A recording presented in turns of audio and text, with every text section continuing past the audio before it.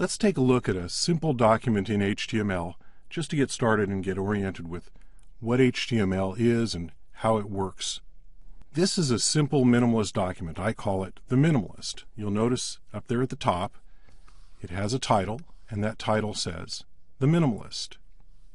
You know that it's the title because the words the minimalist are enclosed in a title tag and a title end tag. This bit here is called a tag. It's also called an element. More correctly, the entire thing with the end tag and the content is called an element. But this bit right here we call a tag. A tag in HTML is enclosed in angle brackets, and the keyword title identifies what that tag is and what it does. In this case, the keyword title is enclosed in the angle brackets, and you'll notice that there's no space in between the angle bracket and the word on both sides. There's the angle bracket, there's the word title, there's the other angle bracket, and you don't have any space there. That's important.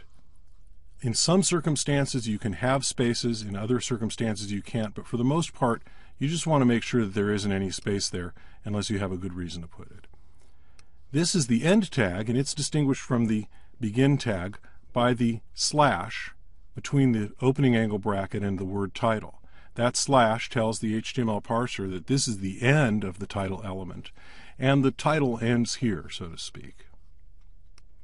This next bit is a paragraph tag, which is just the letter P within the angle brackets, and it identifies this paragraph. It says a simple HTML document. The end of the paragraph can be indicated by an end tag, or alternately, if it's followed by another paragraph, or as we'll find out later, another block level element, but in most cases another paragraph. The end tag is optional. The parser knows that it's the end of a paragraph because another paragraph is beginning. Some people put the end tag, some people do not. I do not. It is optional. And I don't want to confuse people when I'm teaching them into thinking that it's required when it's not. And you'll see a lot of documents out there, especially older documents, that don't include it. The documents that you'll see out on the web that do include it are generally automatically generated by an HTML editor or by some programmatic element on the web. Most of the time when a person is writing the code, you'll see it done this way. Now let's take a look at this document in the browser. It's pretty straightforward. Here we have the title, the minimalist, and the paragraphs, a simple HTML document, and if I had anything to say, I would say it here. Going back over to BBEdit, let's take a look at another version of this same document. The version we have here is the way that we used to do documents like this, and the version we have here is the way that they make us do it today. You'll notice this one has a lot of other stuff. Sure, here's the title, a simple document. Here's the paragraphs. But there's all this other stuff in here as well. This document is conformant to the HTML 4.01 standard. And this is the way we'll be doing documents throughout this course. The reason for this is when HTML was originally created, Tim Berners-Lee, who invented it, had no idea how popular it was going to get. So he just threw together a language that was loosely based on SGML, and it worked, and he was satisfied with that. In the time since then, though, HTML has become wildly popular, and people have wanted to add a lot of new features to it. Presentation features, markup features, objects, programmatic things, all kinds of stuff has been added to the language. And the language became a sort of a hodgepodge. One browser would understand these extensions, another browser would understand those extensions, and there wasn't any one place where everybody could get together and agree this is what the language is going to look like. And so the language was standardized by the W3C. You see the word W3C here. That's the World Wide Web Consortium. And that's the standards body that has standardized HTML and a few other web-related standards. As a part of this standard, a lot of things are now required of HTML that were not required before. There's a structure that's been imposed on the language, and we'll be following that structure. As I said before, this version works just fine. This version is correct, and we're going to teach you the correct way to do it.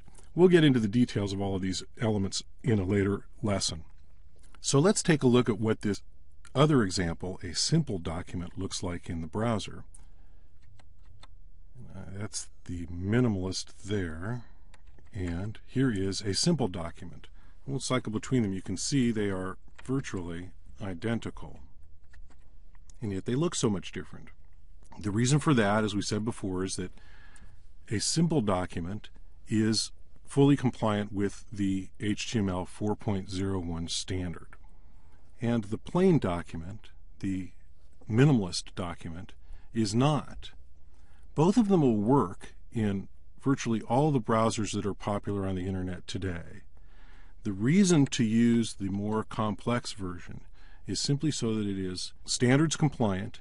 As we move forward in the world of HTML and new features are added to it, we'll be able to take advantage of all of those new features as they're added to the language in future versions.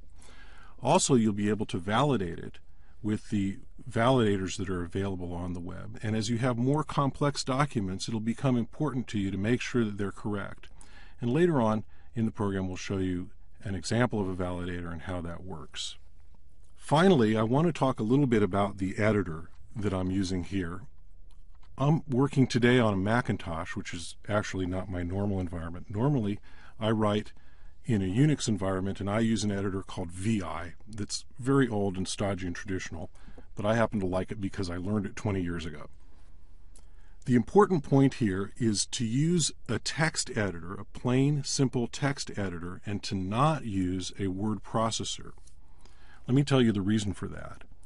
A word processor is designed to create documents for printing out with bold headings and different fonts and upside-down text or whatever.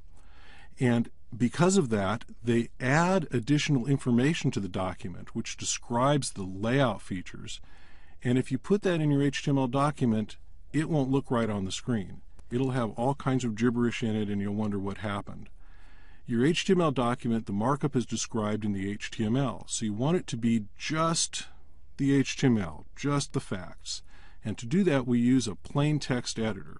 Here on this Macintosh, I'm using an editor called BBEdit, which is available by shareware over the internet.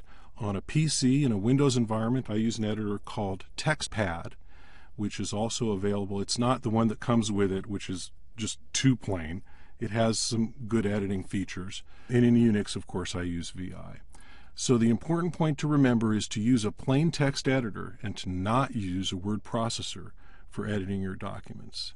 And now we'll move on and we'll look at some of the other features of HTML.